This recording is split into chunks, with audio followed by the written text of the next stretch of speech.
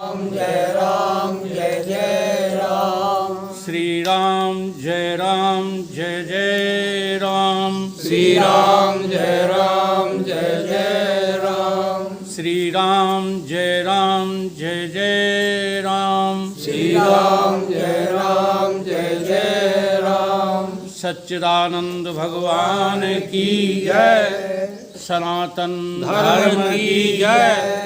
सतगुरुदेव भगवान की जय। प्रातः स्मरणीय परम पूजनीय सतगुरुदेव भगवान की चरण कमलों में नित्य का वंदन। प्रेमी सज्जनों, माताओं, बहनों, गुरु भाइयों, सभी के हृदय में वो परमात्मा सच्चिदानंद अद्वय रूप से विद्यमान है। सब उसी दृष्टि से सभी को बारंबार नमन। संत कहते हैं, क्यों रे मतिमंद, अपन लोगों को कहते हैं, क्यों रे मतिमंद होकर के सतचित आनंद और मिथ्या जड़ चेतन की ग्रंथि में भुलायो है। होकर के सिंह होकर के बनकर के खर, हाँ, लादत लाद कपड़ों की, और फिर जब जानो तब सिंह ही कहायो है। गधा बने जो है फिर रहे थे। सतगुरुदेव ने तुम्हें तुम्हारा परिचय दिया तो तुम सिंह ही निकले। जैसे मृग भ्रमवश कस्तूरी ढूंढे जंगल में, और ढूंढ हारो तब खुद में ही पायो है। इसी प्रकार हम लोग भी सतगुरु से समझ लो सत ज्ञान आत्मा का। अरे तू ही तो इस जड़ चेतन की सृष्टि में समायो। तुम्हारे अलावा और कोई जो है इस ब्रह्मांड में है नहीं। इस बात को बताने वाले कौन है? सतगुरु। जीवन में सतगुरु की बहुत जो है महिमा है। सतगुरु कौन है ये तो हम समझें। हमने तमाम गुरुओं की संगत की है, नहीं की हो तो बताइए। जब आप लोग पैदा हुए थे तो चलना फिरना, खाना पीना किसने सिखाया? माँ ने सिखाया। तो माँ गुरु नहीं है? उसके बाद समाज की बातें, तुम्हारा नाम रूप किसने बताया? पिता ने। तो पिता गुरु नहीं है? पिता के बाद जब स्कूल पढ़ने गए, हाँ, स्लेट बत्ती लेकर के, तो वहाँ पर ABCD सिखाने वाला वो कौन था? गुरु था। उसके बाद पढ़ लिख के तैयार हुए, नौकरी की या कोई व्यवसाय किया, उस व्यवसाय का प्रशिक्षण देने वाला कौन था? गुरु। गिनते जाओ कितने गुरु तुमने जिंदगी में हाँ पार कर डाले। ठीक है। उसके बाद जो है आपका विवाह हुआ, 7 भांवरें पड़ी। उन भांवरों को लेने के बाद परिचय कराया, ये पति है, ये पत्नी है। वो कौन था? देख लो, है कि नहीं? इतने सारे गुरु तुमने अपने जीवन में अपनाए, लेकिन इनमें से कोई गुरु ऐसा है जो तुम्हारी मृत्यु से तुमको बचा सके? कोई है? अब एक गुरु रह गया है। आश्चर्यजनक एक बात सुनी, मृत्यु से छुड़वाते गुरुवर। तुम्हारी मृत्यु और जन्म से तुम्हें मुक्त करा सकते हैं ऐसे गुरु का नाम क्या है? सतगुरु। और ऐसे सतगुरु तुम्हें मिलेंगे किसकी कृपा से? भगवान की कृपा से। भगवान ने जब कृपा की तुम्हारे ऊपर, तब तुम्हें कहाँ भेज दिया? ऐसी सत्य बात सुनाने वाले के पास। राम कृपा कर चितवहें जब ये ही, और संत विशुद्ध सतगुरु मिले तिन ते ही। अब जब सतगुरु मिल गए हैं तो सतगुरु तुम्हें मिलवा देंगे किससे? भगवान से। जरा देखो कैसी सेना मानी है। भगवान ने कृपा की तो मिलाया किसको? सतगुरु को। अब सतगुरु कृपा करके तुम्हें मिलवा देंगे किससे? भगवान से। इसलिए इस जगत में गुरु बिन भवनिध तरह न कोई, चाहे बिरंच शंकर सम।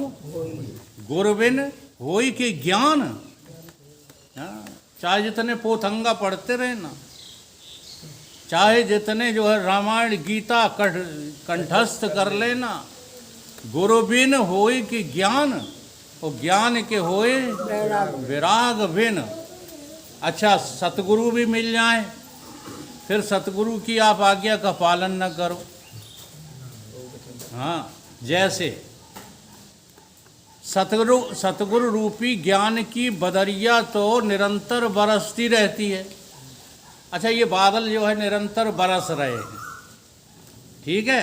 अब ऊसर भूमि में कुछ जमे नहीं तो ये बादल क्या करें?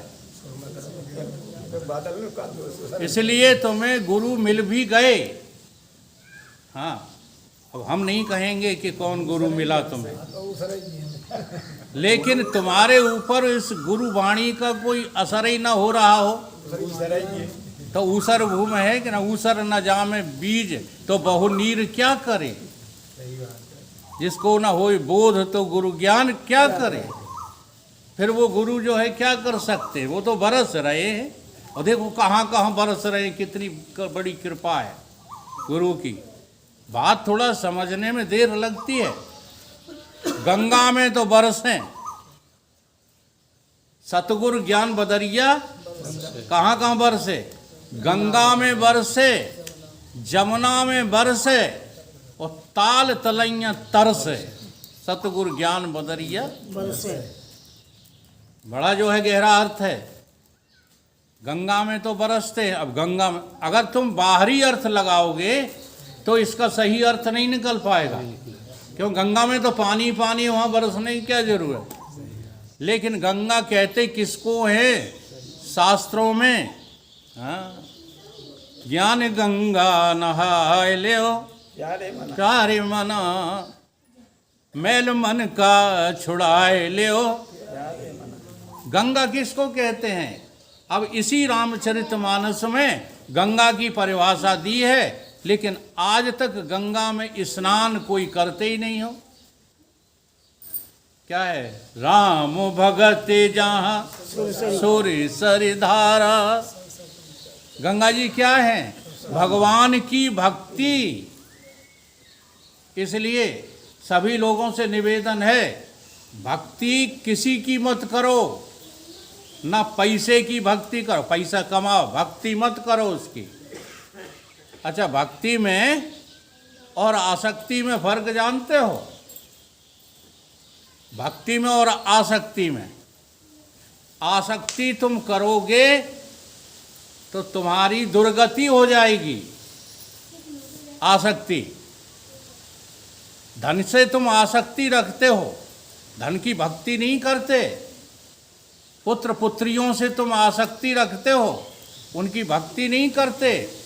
माता पिता से आसक्ति रखते हो, उनकी भक्ति नहीं करते। अभी अभी प्रमाण देते हैं हम। माँ की सेवा करते रहे वो भक्ति है, या हमने जो है 4 लाख आदमी खिला दिए वो भक्ति है? बताओ, समझ में आती है बात? हाँ जी, भक्ति उसको कहते हैं जहाँ मुझे उससे, जिसकी हम भक्ति कर रहे हैं, कुछ चाहिए नहीं। ठीक है। अब ये जो हम 13वीं करते हैं और भीड़ इकट्ठी करते हैं, इससे हमको जो है कुछ मिलता है, कुछ हमारी चाहत है। अब वो चाहत क्या है कि लोग मुझे जान जाएं, ये बड़ी गहरी चाहत है। तो वो आसक्ति हो जाती है, वो भक्ति। देखो हम आते हैं वहाँ पर नरिया आश्रम पे, हाँ, तब 4 लोग बैठे रहते हो, माताएं तो बिल्कुल ही नहीं आती। और कल है नौता, हाँ, कल तुम जो है देख लेना झंडा गड़ जाएगा। कल माने परसों, गुरु पूर्णिमा कब है, इसलिए हम परसों जरूर आएंगे। इसलिए परसों जरूर आएंगे। ये सब भ्रांतियां हैं, और ये हमारी जो है भ्रांतियां हम जो है जब सुनेंगे तब टूटेंगी। हम लोग सुनते नहीं हैं, सुनाते हैं। अच्छा, सुनाने वाले देखो खुद भी नहीं सुनते। सुनाने वाले, जैसे हम सुना रहे हैं तो हम अपनी सुन रहे हैं कि नहीं सुन रहे, बड़ा फर्क होता है। नहीं, सुन भी रहे हैं हम, बिना सुने बोल ही नहीं सकते। जी हाँ, बहुत लोग हैं जो सुनते नहीं हैं, केवल बोलते हैं। देखो अभी फर्क बताए देते हैं। क्या था कि जो है एक 3 बहरे आदमी थे, 3। एक पहला बहरा आदमी जो है, सुनाई किसको नहीं देता है, जो बहरा होता है। गुरु शिष्य अंध बधिर कर लेखा, एक नहीं सुने एक नहीं देखा, ये चौपाई लागू होती है। तो 3 बहरे आदमी थे। पहला बहरा आदमी भेड़े चराने गया, काफी देर हो गई। उसकी पत्नी जो थी, धर्म पत्नी, भोजन लाती थी, उस दिन भूल गई होगी, भोजन नहीं लाई। बहुत देर हो गई, दोपहर हो गई, इधर उधर देखता रहा, कोई नहीं आ रहा। भूख के मारे जो है प्राण जो है तृषित हो रहे हैं। तो इधर उधर देखा तो एक लकड़हारा लकड़ियां काट रहा था। अब वो भेड़ चराने वाला गया और उससे कहने लगा कि भाई साहब, जरा हमारी भेड़ों का ध्यान रखना, हम भोजन लेने के लिए जाते हैं। वो भी बहरा था बेचारा, जो लकड़ियां काट रहा था, वो भी जो है बहरा था।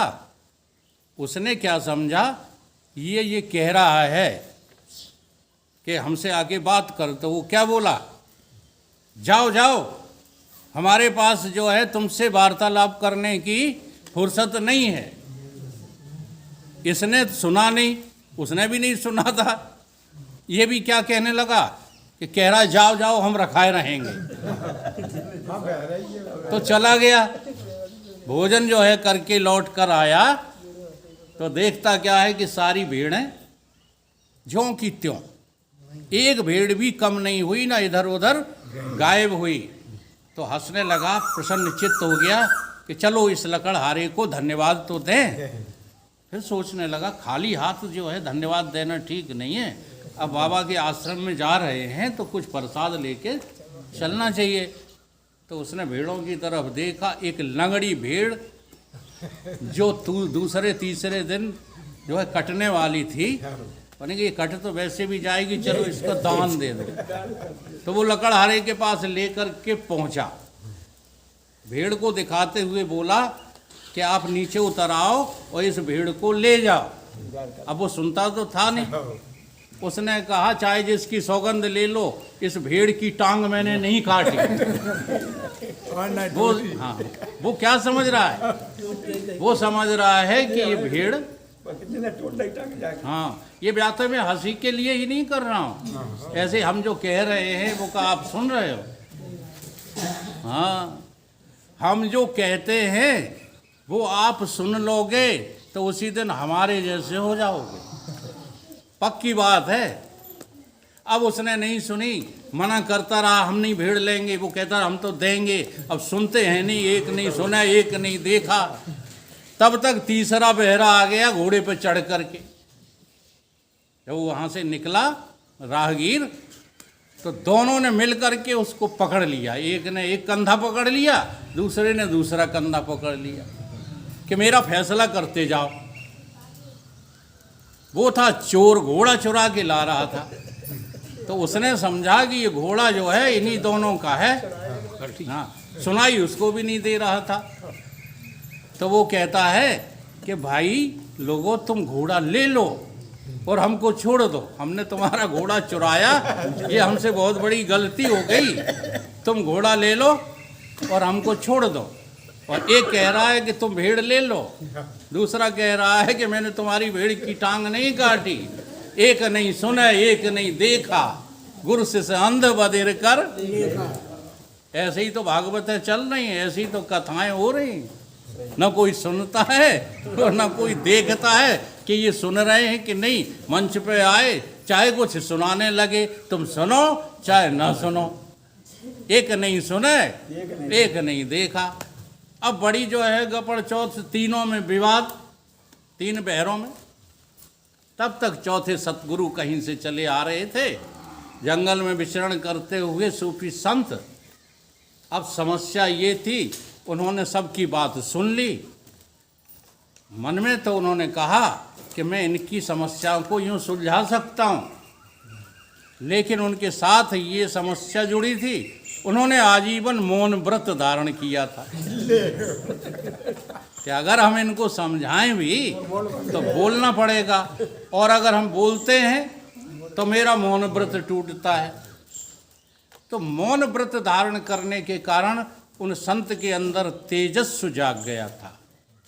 जी हाँ, और हम इस बात की गारंटी लेते हैं। आप कोई भी साधना शुरू करो, कोई भी साधना, हम बड़ा संभल करके अपनी ज़िंदगी जी रहे हैं।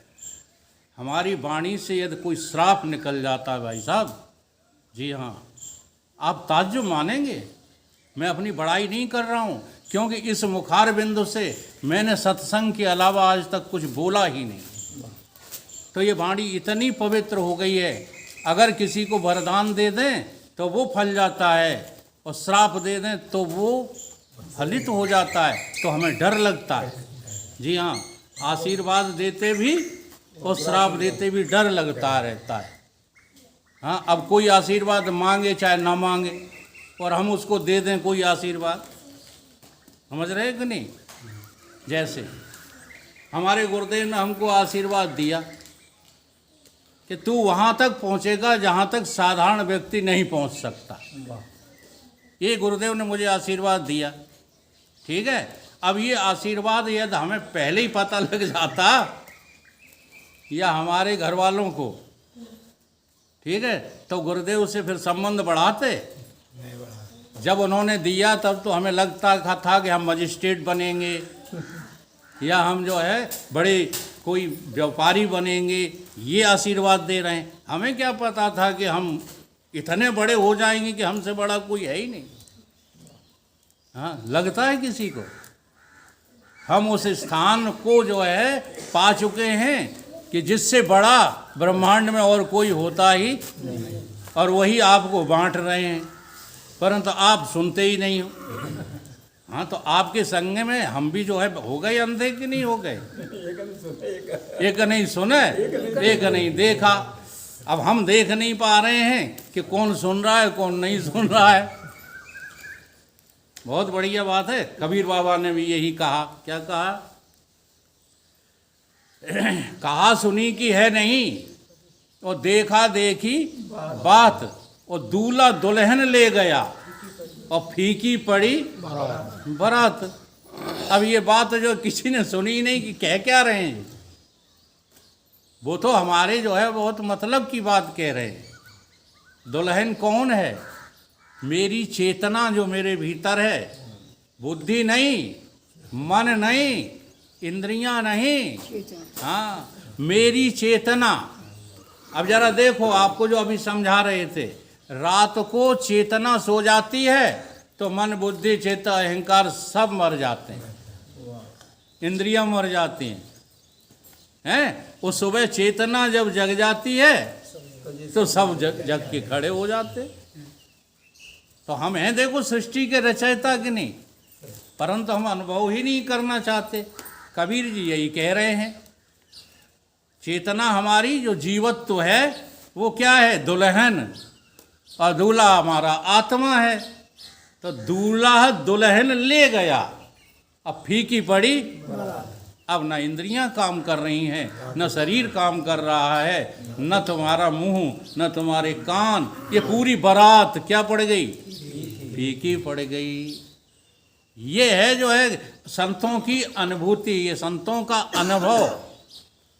लेकिन हम लोग उनके अनुभव पर नहीं जाते, केवल उनकी वाणी को जो है सुना करते हैं, तो हमारी जो भ्रांतियां हैं वो जैसी की तैसी बनी रहती हैं। अब श्रुति का ये सिद्धांत है, उसको हम सुनते ही नहीं। महाभारत की घटना है, कहानी महाभारत की। जब महाभारत का युद्ध हो चुका, समाप्त हो गया, तो अर्जुन के सारथी भगवान कृष्ण रथ को लिए चले जा रहे हैं, और एक जगह जाकर रथ खड़ा किया, और भगवान ने कहा अर्जुन से कि अर्जुन अब तुम इस रथ से उतर जाओ। अर्जुन का अहंकार बढ़ गया। जरा देखो, हाँ, हम कब अहंकारी हो जाएं ये हमको पता ही नहीं रहे। पहले तो कहते थे आप कल्याणकारी हो, आप मेरे सद्गुरु हो।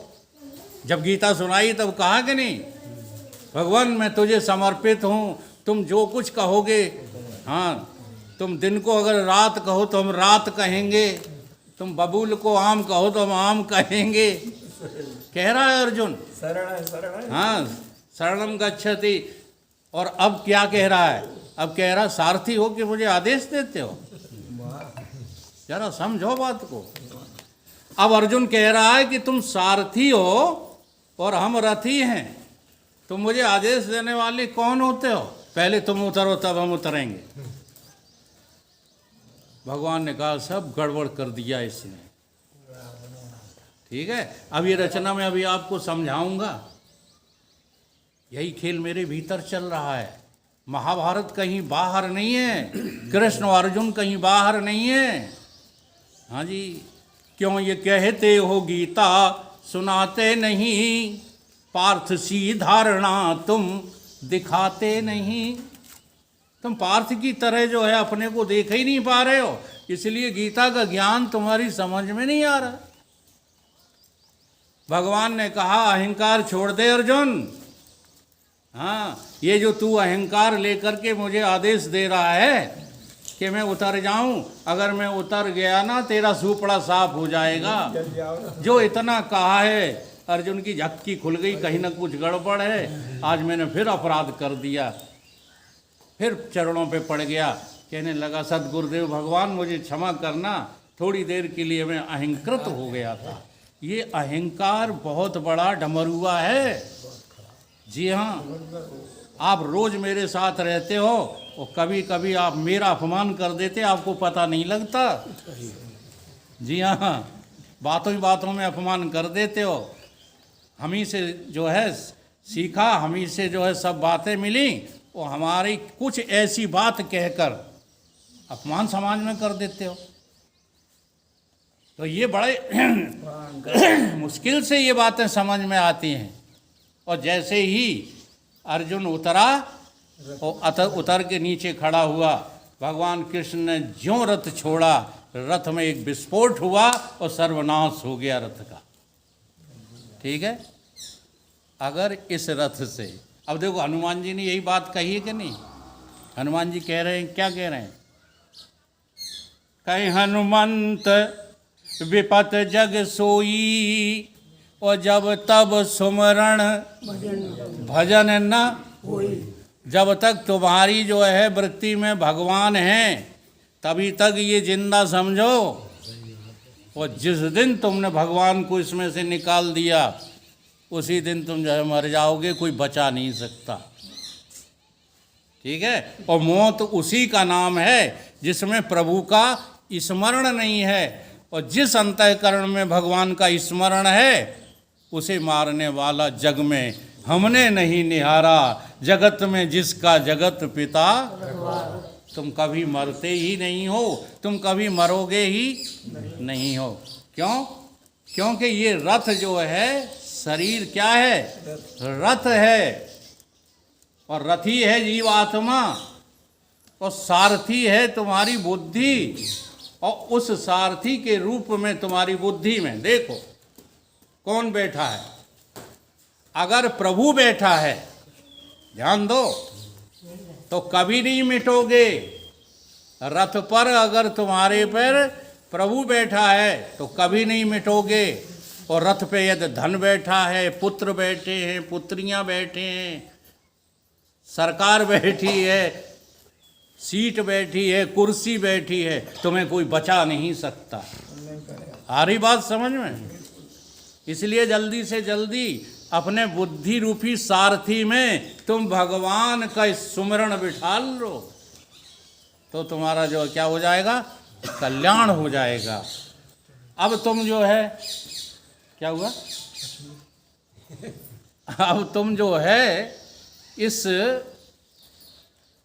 बात को न समझने के कारण को नहीं समझ पा रहे हो, और वो कारण है जिसका नाम है भ्रम। रामचरितमानस में लिखा है ना, भ्रम न सके को टार। अब तुम अपने भ्रम को नहीं देख रहे हो।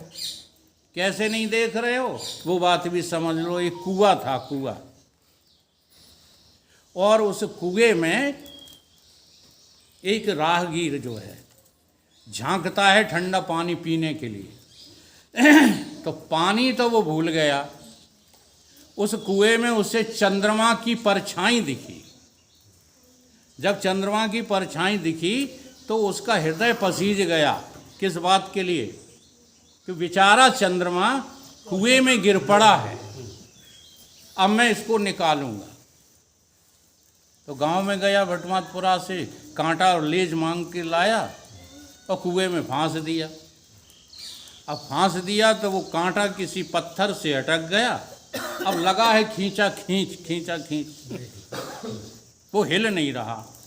मन में कहता जा रहा है, चंद्रमा बहुत वजनदार है, चंद्रमा बहुत विशाल है, इसको बड़ी ताकत लगाना पड़ेगी। तो बार बार पूरी परिश्रम से पूरी ताकत लगाता है। ताकत लगाने में जो रस्सी थी वो टूट गई। जब रस्सी टूटी तो पीछे पीपल से जाके सिर टकरा गया और वो बेहोश हो गया। कुछ क्षण बाद होश में आया। जब होश में आया तो आंखें खोली तो देखा चंद्रमा ऊपर आकाश में है। तो अब क्या कहता है कि बड़ा भारी परिश्रम किया तब निकल पाए हो, लेकिन हमारे पास नहीं रुके, ऊपर जाके बैठ गए हो। देखो हमारा वही हाल है कि नहीं? हम इस संसार में धन कमाने का परिश्रम कर रहे हैं। क्या चाहते हो धन से? चंद्रमा रूपी सुख। ये कुआं तुम्हारा हृदय है, और इस हृदय रूपी कुएं में जो जल भरा है उसमें तुझ आत्मा परमात्मा का प्रतिबिंब क्या हो रहा है? भासित हो रहा है। तुम क्या समझ बैठे उसको? बाहरी सुख। कोई आदमी ये जो है दावा करे कि हम सुख के अलावा कुछ और चाहते हैं, करोगे? तुम जो भी काम कर रहे हो सुखी होने के लिए कर रहे हो कि दुखी होने के लिए? सुखी होने के लिए, ठीक है। लेकिन उसी तरह मेहनत कर रहे हो जैसे चंद्रमा को निकालने के लिए वो व्यक्ति लगा पड़ा था। हाँ, तो ताकत लगाते लगाते तुम बेहोश हो जाओगे, लेकिन उस सुख को प्राप्त नहीं कर पाओगे, और तुम्हें भ्रम होगा कि मरने के बाद सुख मिलेगा। सुख मिलेगा कभी ना कभी, सोचते सोचते जिंदगी जा रही। ये जिंदगी तुम्हारी ऐसे ही जो है चली जाएगी, लेकिन वो सुख तुमको मिलेगा नहीं। इसलिए आखिरी बात बताए देता हूँ सभी को, तुम क्या हो जाओ?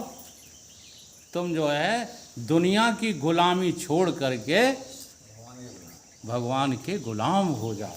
क्या बात कही! अपने मन को तुम, ये मन गुलाम है, मानो चाहे न मानो, ये रूप का गुलाम। अभी ये